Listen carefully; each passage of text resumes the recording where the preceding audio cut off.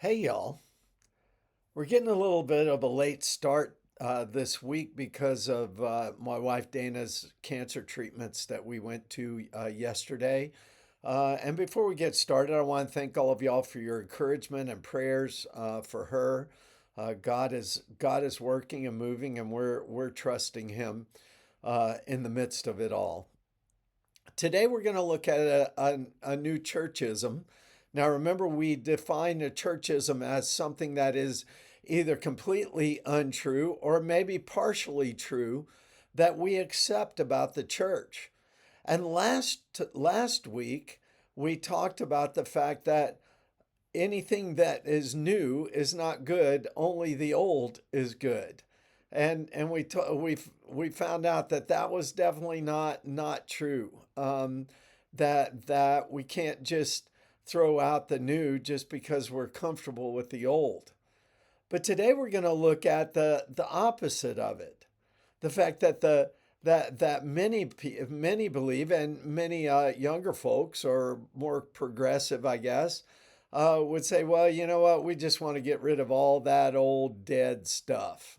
All right. And so if it's old, get it out. If it's old, get rid of it. We don't want it around. Okay. And so consequently, a lot of times we have churches that don't have any old people in them. Churches that are full of young people, and whereas that is exciting, um, it may not be exactly the way God desired it to be. Now, we know from the scriptures that the new is good. In fact, Paul told the Corinthians that if anyone is in Christ, they are a new creation. The old has passed away, the new has come. And so here we see Paul is reinforcing the fact that in Christ the new is a good thing. And the psalmist says, "Sing a new song unto the Lord." That once again, that we can embrace the new and clean out the old. Um, in fact, we see in the very end in Revelation 21, God says, "Behold, I'm making all things new." And all of those things are true.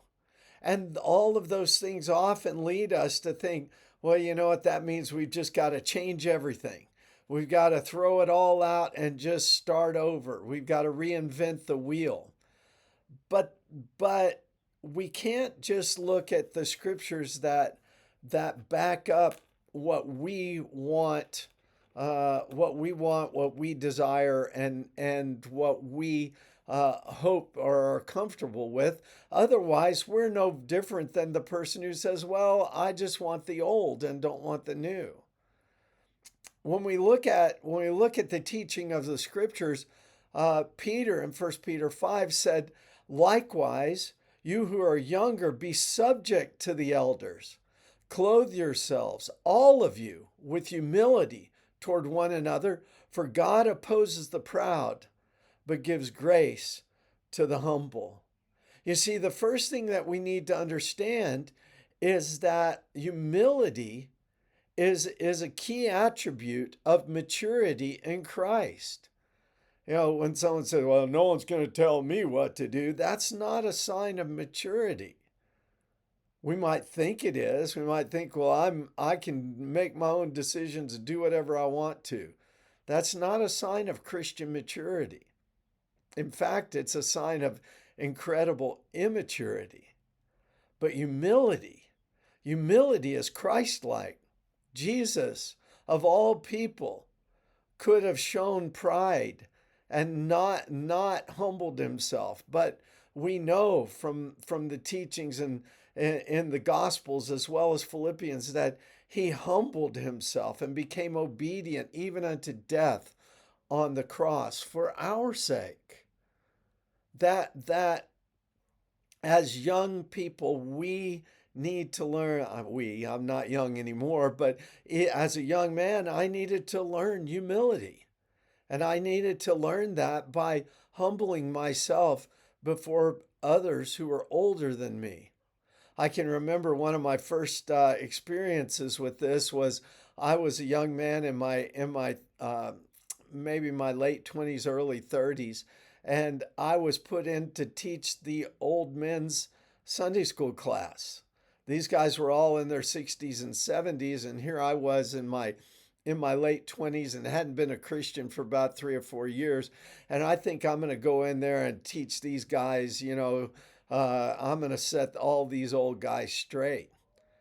And what I learned was that they had a lot more to offer than I thought.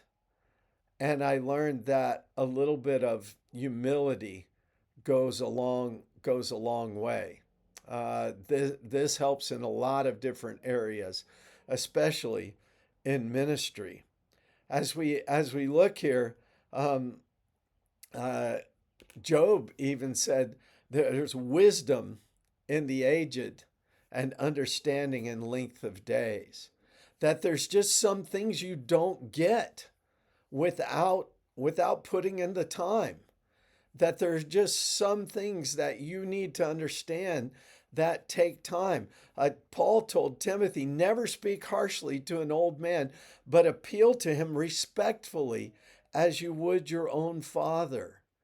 Respect and humility go hand in hand.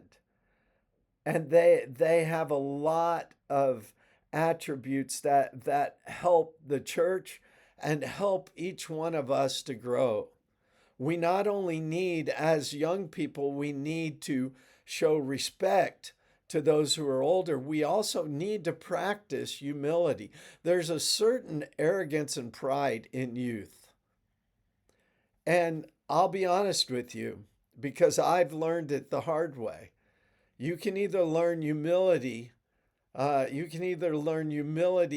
practicing it yourself or by having it forced upon you as the experiences of life bring those things about. Respect and humility. But then finally, we need to understand that we, as young people, we don't know everything.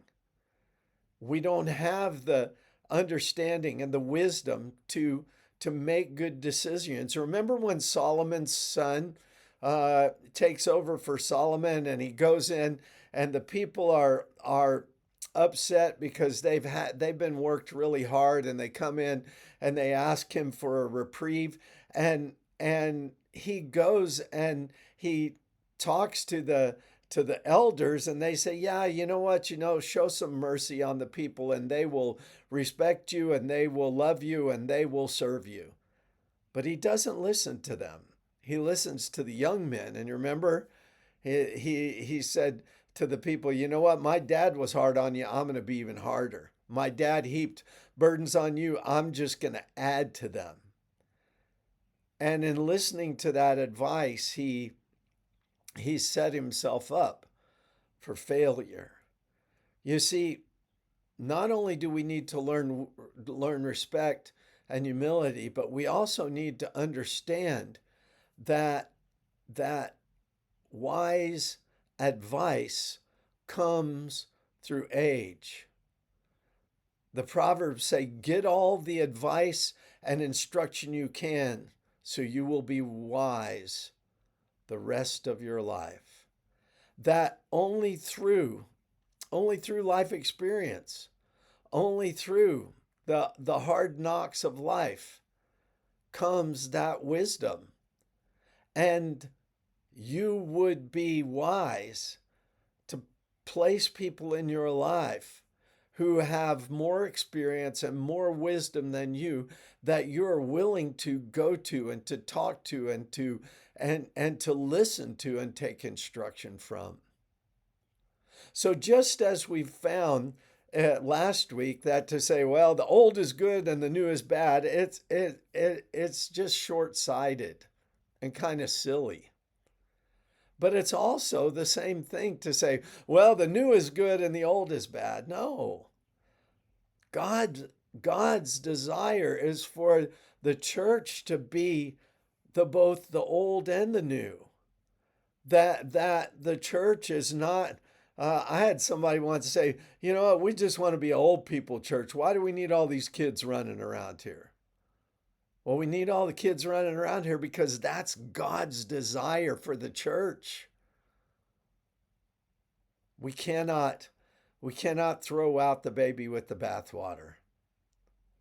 Now, everything that is old is not good, and everything that is new is not good.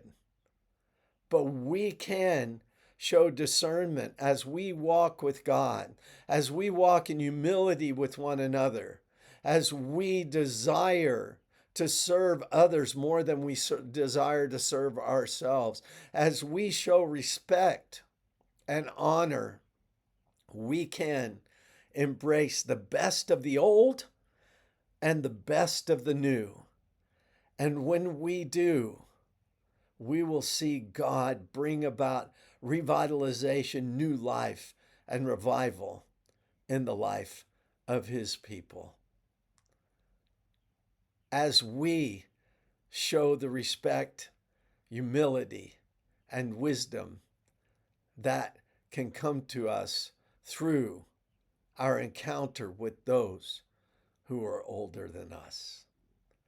Trust God to work in the midst of His people for His kingdom and His glory.